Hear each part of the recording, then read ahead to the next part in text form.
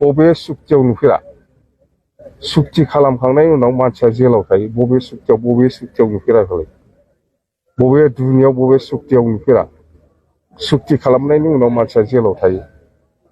जोंथ' बेबायदि नुफेराखै आलफाखौ नुवाखै सुक्तिनि सिगां सिगां बिसोर आल'सना पन्थी आलफानि जेसेबां जेलाव दं बिसोर गासिबो गजोब्बाय सुक्तिनि आगोलथ' गदों दा जाय सादिन आलफा फरेस्टफोरनि लिडारशिपआव जायफोर दं बिसोरल'सो हमजानायफ्रा गवाखै खिन्थु आल'सना पन्थी आलफानि जेसेबां लिडार दं फेडार दं गासिबो गजोब्बाय जोंनालाय मारैथो दाबो सुक्तिया जानानै थां दाबो मानो गदिया रन्जन दैमारिनि बेलायाव मा बुंगोन सार रन्जन दैमारिखौथ' आं पावाराव फैब्ला आं बख'नो हायो आंनो बेयावबो टाइम नाङा सुक्ति खालामबाय दसा दं नंगौ दसा दं भुलखौ मावदों खिन्थु बिसोरो दिनै आगोलाव जा मावबाय जों दिनैनिफ्राय आरो बेबायदि खामानिखौ मावला होननानै प्रतिश्रुति होनानै सुक्ति खालामबायब्रा जोङो आरो मावला होननानै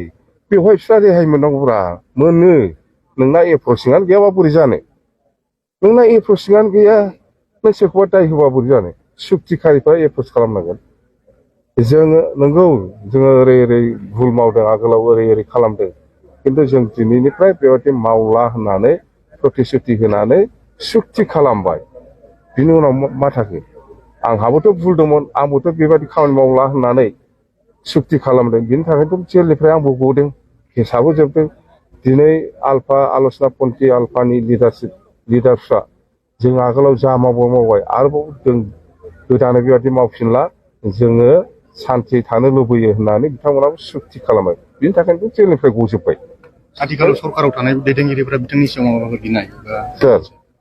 आथिखालनि जिथु सरकाराव थानाय दैदेनगिरिफोर सोर दैदेनगिरि प्रमद खोथाखौलाय मा बुंबावनो बेहालाय गावनि सिखाव फैसा हाबबाय थाबानो जायो जेबो गैया